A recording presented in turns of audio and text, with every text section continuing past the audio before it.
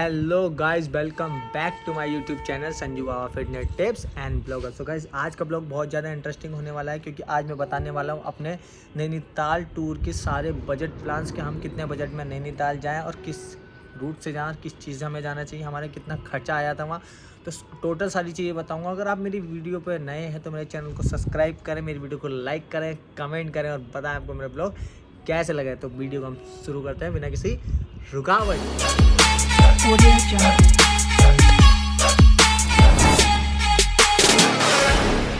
So guys, सबसे पहले हम लोग यहाँ से ट्रेन पकड़ते हैं। तो ये डिपेंड करता है कि आप किस सिटी से हैं। तो मैं मुरादाबाद से हूँ, तो मैंने मुरादाबाद से ट्रेन पकड़ी थी।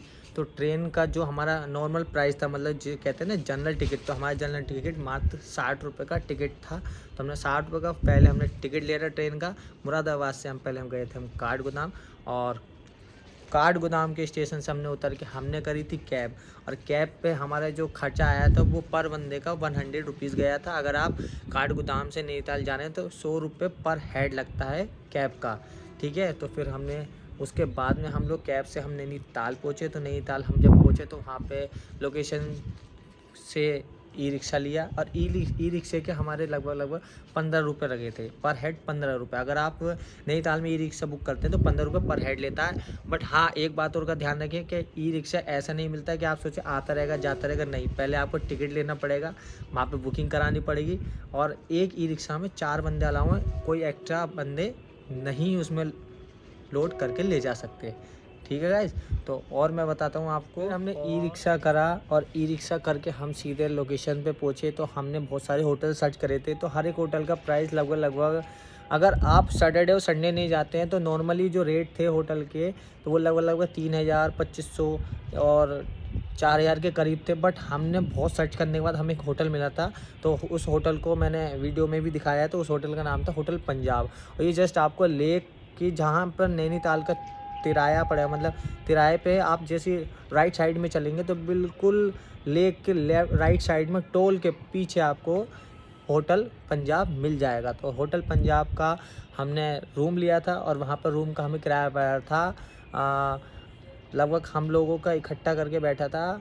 हम लोगों ने 1800 रुपये में रूम लिया था, जिसमें हमारे 4 से 5 बंदे स्टे कर रहे थे, ठीक है गाइज़। और उसके बाद उस होटल का व्यू जो था, मतलब उस होटल से लेक का इतना प्यारा व्यू आ रहा था कि मुझे आसपास के लोकेशन में किसी होटल में इतना प्यारा व्यू नहीं लगा जितना होटल पंजाब से था, और अफोर्डेबल प्राइस में भी था, ठीक है। और उसमें चेक इन का ध्यान रखें, जैसे हमारी सिटी में जो चेक इन का टाइम होता है वो दोपहर के 12 नून का होता है। बट नैनीताल में ऐसा नहीं था। नैनीताल में 10 AM नून, मतलब 10 बजे का, सुबह 10 बजे का चेकआउट और चेक इन था, ठीक है। उसके बाद हम लोगों ने रूम लिया था। रूम हमारा 1800 का पड़ा था। अगर आप सिंगल बंदे जाते हो तो आपको बहुत ज़्यादा महंगा पड़ेगा, लगभग मिनिमम 1200 रुपये का पर हेड रूम पड़ेगा, ठीक है। तो इस बात का भी ध्यान रखें। तो हमने होटल लिया, होटल में हमारा रूम भी ले लिया। मैंने आपको होटल की लोकेशन भी बता दी। जैसे ही आप नैनीताल के लेक के टोल के पास जाएंगे, उसके जस्ट पीछे आपको होटल पंजाब मिल जाएगा। फिर से सुन लेना, बहुत लोगों ने कहा था कि भैया आपने ब्लॉग में एड्रेस नहीं डाला, कोई वीडियो का किसी में एड्रेस नहीं डाला, कुछ आपने डिटेल नहीं बताई। तो ये ब्लॉग मैं इसलिए बना रहा हूँ कि जब आप नैनीताल जाएँ तो सारी डिटेल मैं आपको बता रहा हूँ। नॉर्मली प्राइस में आप कैसे जा सकते हैं। देखिए, महंगा तो आप कितना ही ले सकते हैं, बट एक बजट प्लान में जाने के लिए हमें सब चीज़ें देखनी। फाइनली होटल बुक करने के बाद में हमने अपना सामान रखा। उसके बाद हम ब्रेकफास्ट करने गए। नॉर्मली हमने ब्रेकफास्ट खाया था, हमने राजमा चावल खाए थे और कड़ी चावल भी खाए थे। छोले भटूरे वगैरह भी हमने टेस्ट करके देखा था। उनका नॉर्मली प्राइस ऐसी था, अगर आप राजमा चावल, छोले चावल या कड़ी चावल वगैरह खाएंगे तो 50 से 60 रुपये के बीच में रेट था। और अगर आप छोले भटूरे खाएंगे तो वो भी इसी रेट के समथिंग मिल जाएगा। बट अगर आप कुछ और खाते हैं जैसे नान वगैरह या चाप वगैरह या कुछ नॉनवेज या वेज वगैरह, तो उन सबके प्राइसेस अलग हैं। तो ये कोशिश ना करें कि आप जगह जगह ढूंढें कि यार इससे सस्ता मिल जाए। तो देखो, पूरे नैनीताल में आप कहीं भी घूम लीजिए, कहीं भी आपको सस्ता नहीं मिलेगा। ये वहाँ के नॉर्मल प्राइस बता रहा हूँ कि हमने जितना घूमा, जहाँ खाया, वहाँ नॉर्मल प्राइस उनके इतने ही थे, 50 से 60 रुपये के बीच में, कोई ज़्यादा नहीं था ना कम था। तो ध्यान रखें, ब्रेकफास्ट आपका नॉर्मली इतना होगा। और आप चाय वगैरह या ब्रेड पकौड़े वगैरह या बिस्किट वगैरह, तो आपको नॉर्मली जो रेट मिलते हैं 15 रुपये की चाय या ब्रेड पकौड़े 10-15 रुपये के, इतने इसी रेट के बीच में वो चीज़ आपको मिल जाएंगी। तो ब्रेकफास्ट का भी आपका पोर्शन हमने पूरा क्लियर कर दिया, ठीक है। तो अब इसी चक्कर में आप कभी ये सोचें कि मैं पूरी डिटेल इस लिए बता रहा हूँ क्योंकि आप लोगों ने मेरा वीडियो सारी देखी है, उसमें मैंने आपको कोई भी डिटेल नहीं दी है, ठीक है गाइज। और इसके बाद हम लोगों ने थोड़ा सा घूमने के लिए बहुत सारी चीज़ें करी थी। सबसे पहले हमने अपने दोस्त का बर्थडे सेलिब्रेट करने के लिए हम आसपास बेकरी ढूंढने गए थे। तो हमें सबसे पहले बेकरी मिली थी लकीज़ कैफ़े एंड बेकरी, जो थी नैनीताल के मॉल रोड पे, बिल्कुल जहाँ पर नैनी मंदिर है, नैनी मंदिर के जस्ट पास में आपको लकीज़ बेकरी एंड कैफ़े मिल जाएगा। वहाँ पर सब केक्स की वैरायटीज़ मिल जाएंगी और एफोर्डेबल प्राइस में मिलेंगी। अगर आप अपने फ्रेंड का या किसी फैमिली रिलेटिव्स का बर्थडे बनाना चाहते हैं तो आप लकीज़ कैफ़े एंड बार में जाएँ, लकीज़ एंड कैफ़े में ज़रूर जाएँ। वहाँ पर आप जाएँ, अपने किसी भी रिलेटिव का बर्थडे या फ्रेंड का किसी का भी आप बर्थडे सेलिब्रेट कर सकते हैं। बहुत अच्छा स्पेस था वहाँ पे, फूड वैरायटी भी बहुत अच्छी थी, केक्स वगैरह का टेस्ट भी बहुत अच्छा था।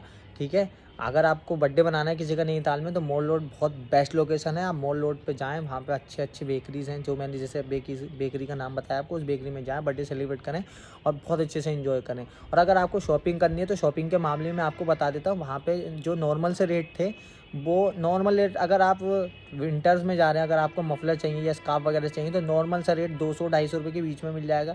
अगर आपको सॉक्स वगैरह या सोल वगैरह चाहिए तो वो भी आपको 500 के अप्रोक्स में मिल जाएगी। ठीक है, और बाकी बात रही वहाँ कुछ और फास्ट फूड खाने की, जैसे हमने मोमोज़ खाए थे तो मोमोज़ के भी रेट वहाँ सही थे, 50 से 60 रुपये के बीच में आपको प्लेट मिल जाएगी, वो भी बहुत क्लासिक मिलेगी। और सारे वैरायटी के मोमोज़ मिलते हैं वहाँ, ऐसा नहीं है कि वेज ही मिलेंगे, नॉन वेज मोमोज़ भी बहुत प्यारे थे उनके। ठीक है, वेज तो थे ही, नॉन वेज भी बहुत अच्छे थे। तो अगर आप हिली एरिया में जा रहे हैं तो कभी ये ना सोचें कि आपको कम प्राइस में चीज़ें मिलेंगी, क्योंकि वो हिली एरिया है, वहाँ पे सब चीज़ बहुत ज़्यादा एक्सपेंसिव होती हैं। बट अगर हाँ, आप थोड़ा-सा ढूँढेंगे या फिर किसी की वीडियो के थ्रू घूमने जाएँगे तो आपको वो चीज़ें ढूँढने में दिक्कत नहीं आएगी और आसानी से आप उन चीज़ों को यूज़ कर सकते हैं। जैसे कि आप लोग मेरी वीडियो में मैं जैसे-जैसे आपको सारी चीज़ें बता रहा हूँ, अगर आप नैनीताल जाएँ और अगर आप ये सब चीज़ें करते हैं तो नॉर्मल प्राइस में आपको दिख जाएगा। ये हमेशा इतने ही प्राइस में रहता है, ये नहीं कि बढ़ेगा या कम होगा। ठीक है, तो इस बात का ध्यान। जब हमने बेकरी में अपने दोस्त का बर्थडे सेलिब्रेट कर लिया, उसके नेक्स्ट डे हम लोग अपना मॉर्निंग में उठे, अपना ब्रेकफास्ट वगैरह तैयार होकर हम चेकआउट कर चुके थे। सुबह 10 AM का ही चेकआउट था, तो हमने चेकआउट करने के बाद हम नैनीताल से गए, हम बाइक ली हमने।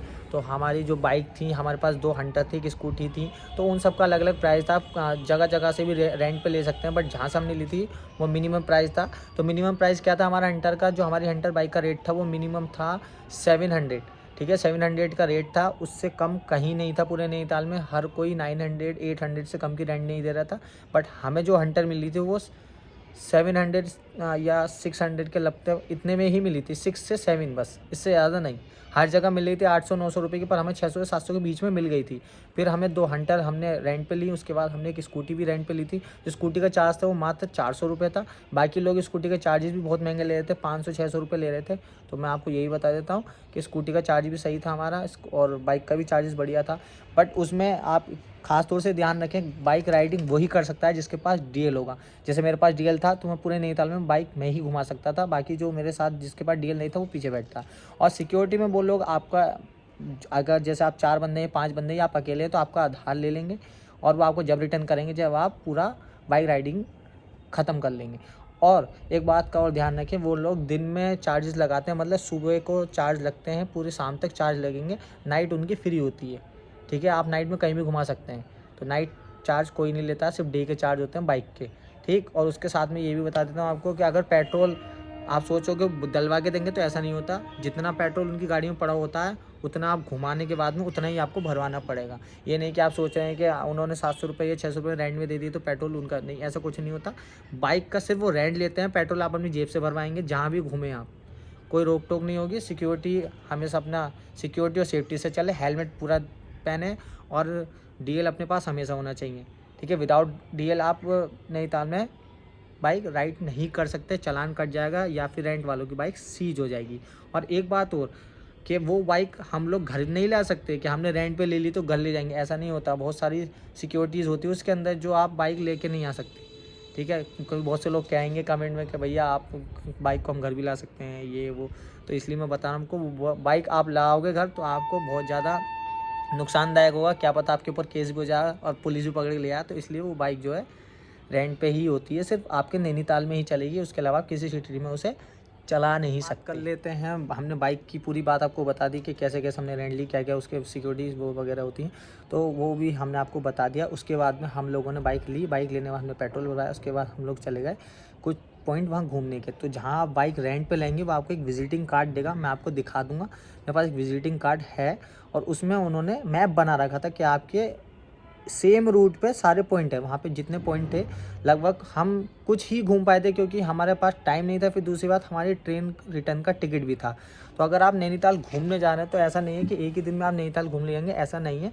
आपको मिनिमम डेज़ घूमने में लगेंगे। अगर आप प्रॉपर तरीके से नैनीताल घूमें तो बहुत दिन लग जाएंगे, बट आपको एक मिनिमम डेज बता देता हूँ, 2 से 3 दिन आप बहुत अच्छे से नैनीताल के सारे पॉइंट्स या सारे लेक वगैरह घूम सकते हैं। आपको 3 दिन तो मिनिमम चाहिए ही चाहिए। कभी आप सोचे कि एक दिन में नैनीताल और कई सारी लेक घूम लेंगे, ऐसा कुछ नहीं है।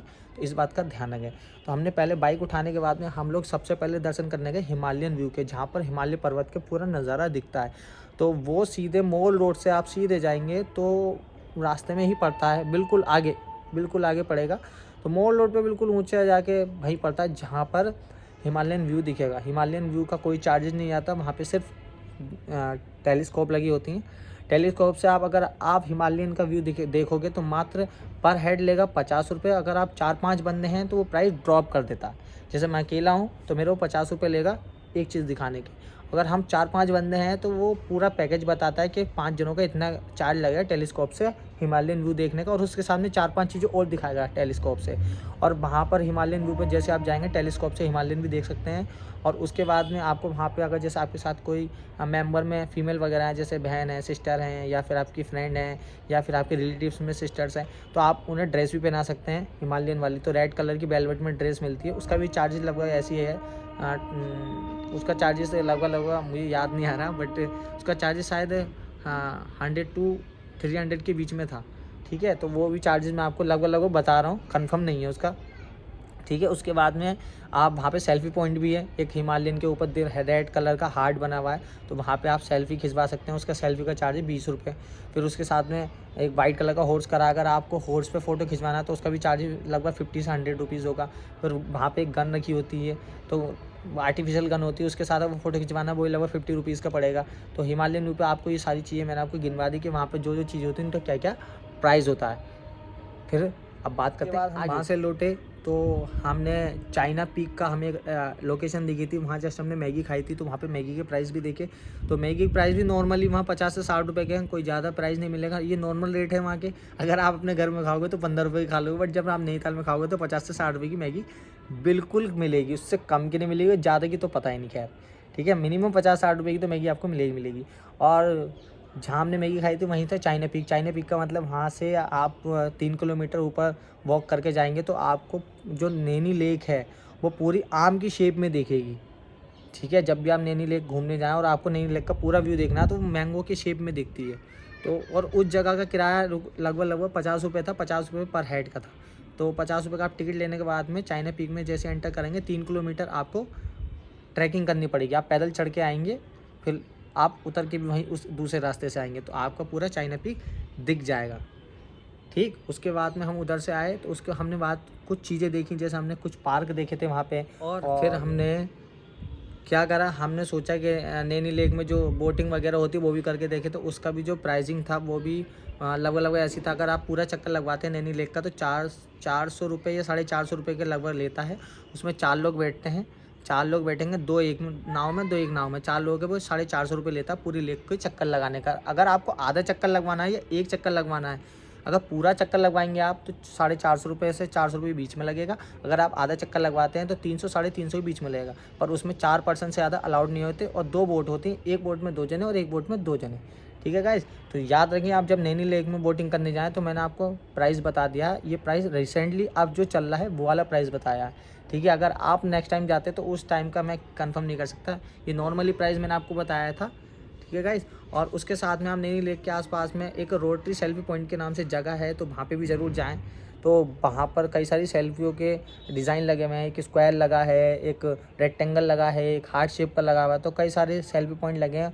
और रोड साइड लेक का व्यू है, वहाँ पे डक वगैरह दिखती हैं, लोग वहाँ पे बोटिंग करते हैं, तो वो सब चीज़ पूरा व्यू दिखता है। तो रोटरी सेल्फी पॉइंट ज़रूर जाएँ। और उसकी लोकेशन मैं आपको बता देता हूँ। मॉल रोड पे आप जैसे आगे को चलेंगे, मॉल रोड से आप जैसे नैनी मंदिर की तरफ चलेंगे तो आपको ये रोटरी सेल्फी पॉइंट मिलेगा जस्ट लाइब्रेरी के बराबर में। तो लाइब्रेरी के बराबर में है ये।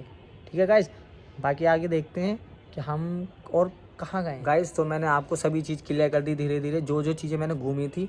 अगर मेरे पास दिन और ज़्यादा होते या थोड़ा टाइम होता तो मैं पूरा नैनीताल उसके जो आसपास के जितने भी ताल थे वो सारे घूमता।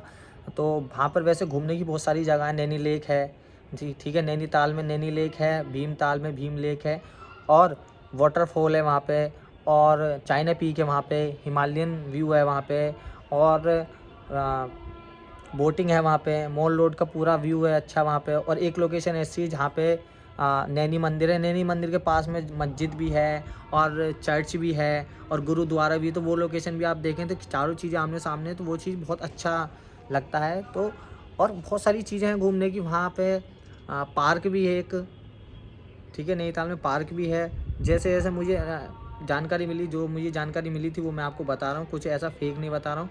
और अगर हाँ इन फ्यूचर अगर मैं पूरा नैनीताल दोबारा घूमने गया तो अब की बार हम 3-4 दिन से ज़्यादा का व्लॉग बना के लेके आऊँगा, सारी चीज़ें आपको कवर करके दिखाऊँगा मैं, ठीक है गाइज़। और बात रही खाने की, तो मैंने अभी खाना भी नहीं बताया था। तो खाने के रेट भी वहाँ नॉर्मल हैं, ज़्यादा कोई हाई फाई नहीं है। बट हाँ इतना है कि यहाँ से 19-20 का फ़र्क है, ठीक है। तो अगर आप नॉर्मली रोटी वगैरह या खाना वगैरह मंगवाते हैं तो वो भी आपको सेम रेट में ही मिल जाएगा। जैसे आपने पनीर की सब्ज़ी मंगवाई है, दाल वगैरह, या फिर या राजमा वगैरह या दाल मखनी वगैरह, तो ये नॉर्मल रेटों में। जैसे अगर हमारे सिटी में 100 रुपये की मिलती है तो वहाँ पे 150 की होगी बस। 50-100 रुपये का अंतर है। कभी ऐसा नहीं है कि 10 गुना ज़्यादा है या वैसा, ऐसा कुछ नहीं है, नॉर्मल रेट है वहाँ के हिसाब से। पर यहाँ के हिसाब से तो महंगा ही है, ठीक है। तो जो भी चीज़ आप खाएँ तो पहले प्राइस पूछ लें, फिर उस हिसाब से आप सब चीज़ों को सर्व करें और परचेज़ करें, ठीक है गाइज़। तो ये हमारा ब्लॉग हो गया पूरा। हमने आपको नैनीताल जितना टूर हमने घूमा था, तीनों पार्टों के ब्लॉग की मैंने सारी डिटेल आपको दे दी है। अगर उसके बाद भी आपको लगता है किसी चीज़ में कन्फ्यूज़न है तो आप मुझे मैसेज कर दें या कमेंट कर दें मेरी वीडियो पर। और अगर आपको मेरी वीडियो अच्छी लगी ये वाली तो मेरी वीडियो को लाइक करें, शेयर करें, कमेंट करें, और आपको बताएं, आप बताएं मुझे ये वाला ब्लॉग कैसा लगा। तो मिलते हैं फिर एक नए ब्लॉग के साथ। Bye bye.